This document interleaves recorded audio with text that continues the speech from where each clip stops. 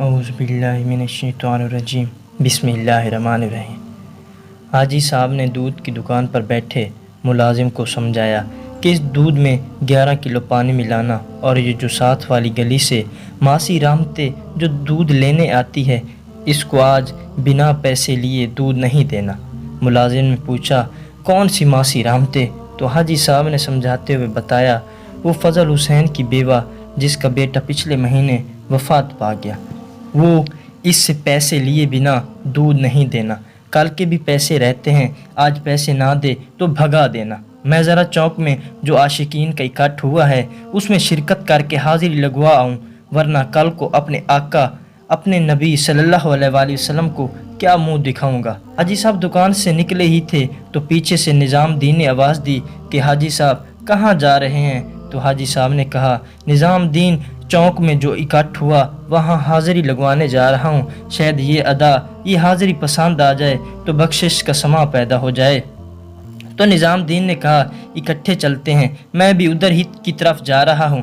نظام دین اور حاجی صاحب نے ایک ساتھ چوک کی طرف پیش قدمی کی تو حاجی صاحب نے دریافت کیا سنائیں گھر بار سب ٹھیک ہے؟ تو نظام دین نے بتایا کہ اللہ کی بہت مہربانی ہے، ایک بیٹا تو خیر سے فرانس سیٹ ہو گیا ہے، مہینے کا 2 لاکھ روپیہ بھیج رہا ہے، مولا کا بڑا ہی کرم ہے، کوئی مہینہ ایسا نہیں گیا جب بیٹا یورو بھیجنا بھولا ہو۔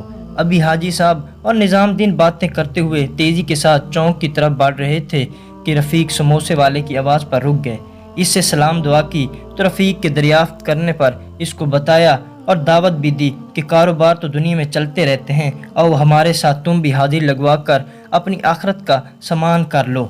تو رفیق بولا کیوں نہیں، بس 5 منٹ رکیں پھر ساتھ ہی چلتے ہیں۔ وہ دونوں رک گئے تو حاجی صاحب نے بتایا کہ جلدی میں کھانا بھی نہیں کھایا اور بھوک بھی محسوس ہو رہی ہے، تو رفیق 2 سموسے پلیٹ میں ڈال دے۔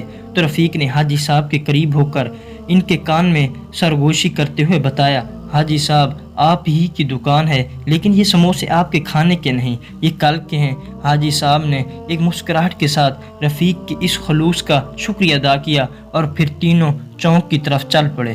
تھوڑی دور ہی گئے تو ایک رکشے والا ان کے پاس آ کر رکا تو حاجی صاحب نے کہا او شیدے سنا کیا حال ہے، کہاں جا رہا ہے؟ تو شیدے نے کہا میں چوک میں جو آج عاشقین کا کٹ ہوا ہے وہاں جا رہا ہوں اس میں شرکت کرنے۔ تو اس کی بات سن کر سب نے یک زباں کہا یہ ہوئی نہ بات، ہم بھی وہیں جا رہے ہیں۔ تو شیدے نے بلا تکلف کہا پھر پیدل کیوں، رکشے پر سوار ہوں، کوئی ثواب کا موقع ہم کو بھی کمانے دیں۔ تینوں شیدے کے ساتھ رکشے پر سوار ہوئے اور شیدے نے رکشے کو منزل کی طرف بڑھانا شروع کر دیا۔ ابھی بامشکل 2 منٹ ہی ہوئے ہوں گے کہ ایک آدمی سڑک کے بیچوں بیچ کھڑا اور رکشے کو روکا۔ وہ کافی گھبرایا ہوا تھا۔ رکشہ رکنے پر اس نے بتایا کہ میری بیوی حاملہ ہے اور ڈیلیوری کا وقت ہے، تو تمام سڑکیں بند ہونے کی وجہ سے کوئی ایمبولینس اور گاڑی ادھر تک پہنچ نہیں پا رہی اور نہ ہی کوئی رکشہ مل رہا ہے۔ آپ کو آتے دیکھا تو میری جان میں جان آئی، میری بیوی بہت تکلیف میں ہے، میری مدد کریں، شہر کے تمام راستے تو بند ہیں، اس رکشے پر اس کو گلیوں کے بیچوں بیچ ہسپتال منتقل کر دیں۔ تو شیدے نے صاف الفاظ میں ایک شدید انکار کیا اور حاجی صاحب فضل دین اور رفیق نے بھی اس انکار میں مزید پختگی پیدا کی۔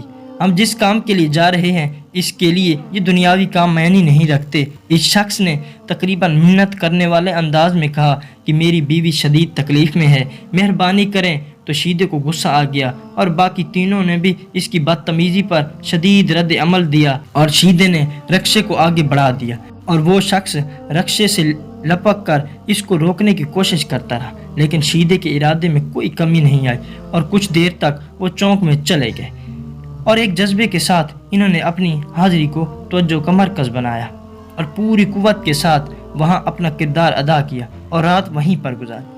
ان کے جذبہ ایمانی کو دیکھ کر مجھے اپنا ایمان مردہ محسوس ہوا اور ان پر رخش آیا کہ یہ ہیں وہ لوگ جن کی ایمان اور عشق کی بدولت یہ دنیا قائم ہے، اور مجھے یقین ہو گیا کہ صبح ہوتے ہی فرشتے ان پر اپنی رحمت کی برسات کریں گے اور ہم گناہگار دیکھتے رہیں گے۔